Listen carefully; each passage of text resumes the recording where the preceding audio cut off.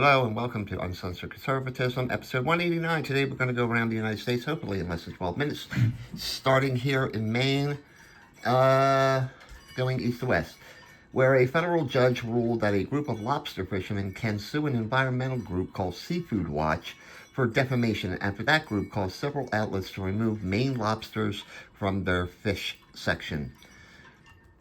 Robert Seaman, shown here, of New Hampshire, died this past week at the ripe young age of 92.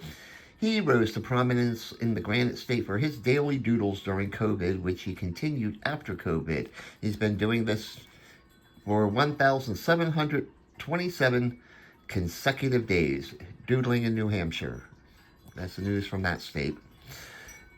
Now, the city of Boston was ordered by state officials in Massachusetts to change their election procedures after the city failed to print enough ballots in last year's election. Although no one was denied a vote, the state said they were not delivered in a timely manner. In Rhode Island, you guessed it, Sheldon Whitehouse is a dickhead. Chappie, a baby seal found on the streets of New Haven, Connecticut, sadly passed away after the Mystic Aquarium noted that Chappie has severe digestive problems. So rest in peace, Chappie. And stay off the streets of mean old New Haven. In sickening news out of New York, 7 people have been charged with the murder of Sam Nordquist, shown here, a black transgender male who was 24 years old. The accused allegedly sexually assaulted Nordquist and forced him to eat shit. I mean, literally, they forced him to eat shit, as in feces. Lest you think this is a hate crime, one of the perpetrators lived with Nordquist, and another also was transgender. Well, a buffet at a fire hall in Pine Grove, Pennsylvania featured some weird selections on the menu. Among the items were untouched vegetables, bear stew, stingray casserole, and rabbit sausage. Coyote on a stick was a favorite. And Delaware, it was revealed that Congressperson Sarah McBride, the first openly transgender in Congress, still cannot find the appropriate bathroom. Virginia Governor Glenn Youngkin granted clemency to police officer Wesley Shiflett, who was accused of shooting an unarmed man who stole a pair of sunglasses. Shiflett was convicted of reckless handling of a firearm, not manslaughter, and was sentenced to 3 years in jail. White Top, shown here in the middle, a llama in North Carolina who comforts chronically ill children at a camp, has been crowned the world's oldest llama at 27 years and 250 days. So congratulations, White Top. And personally, I love me a good llama story. Brad Sigmund in South Carolina is scheduled for execution later today. What makes this interesting is Mr. Sigmund opted for death by firing squad. Sigmund beat his girlfriend's parents to death in 2002 with a baseball bat. I mean, what? Oh my God, it's a white dude sentenced to death. I thought it was only blacks on death row. Anyway, Georgia Democratic Representative Lucy McBath announced that she has formed an exploratory committee to run for governor in 2026. She becomes the first Democrat to take that step in the Peach State. A thief in Florida managed to swallow two pairs of diamond earrings he stole from a Tiffany's outlet as police chased him down on a highway. An x-ray revealed the earrings, valued at $770,000, were in his stomach, and police must now get a search warrant for his turds to retrieve the evidence. Alabama Governor Kay Ivey commuted the sentence of Rocky Myers, who was convicted for the 1993 murder of his neighbor and sentenced to death. Myers will serve a life term without parole instead of being executed later this year. Wait a minute, a white governor showing leniency to a black criminal?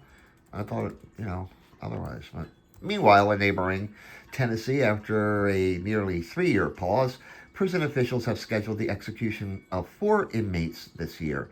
The former governor stopped all executions, given questions about the drug protocols. Note, 3 of the 4 scheduled for execution are white.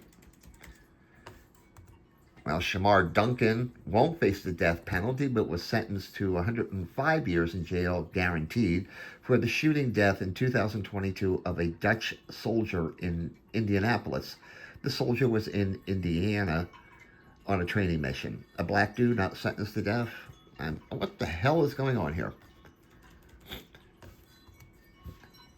Amanda Hergenrader, a veterinarian in Michigan, is accused of theft after she took the dog of a homeless man who tied the dog to a truck.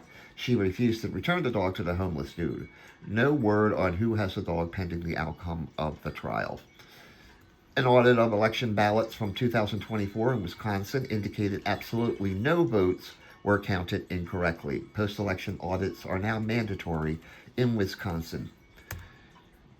Joseph Zuba, age 73 of Illinois, was found guilty of killing a 6-year-old Palestinian boy in 2023.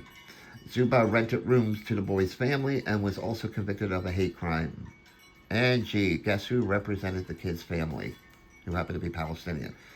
If you said race grifter Ben Crump, you win the prize. Minnesota is considering legislation that would prohibit so-called nudification abilities of artificial intelligence. It's called deepfake porn, and there have been 80 to 85 women targeted in Minnesota, according to experts. Some people have too much time on their hands up there in Minnesota. Governor Kim Reynolds of Iowa signed legislation that removed gender identity protections from their civil rights code, becoming the first state to codify common sense. The Great River Road in Louisiana is considered a Creole and African American cultural and historical landmark by some. However, at the request of the state, the National Park Service decided not to designate the area as such, and it will now be open to economic development. Actually, it's an old sugar plantation, so a plantation is cultural heritage, but a statute of Robert E. Lee triggers people. Whatever.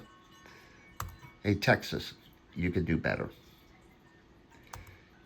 George Hansen, a federal prisoner, was transferred to Oklahoma recently so that that state can carry out his execution for a murder in Tulsa. He was serving time in the federal prison for other charges, and yes, he is white.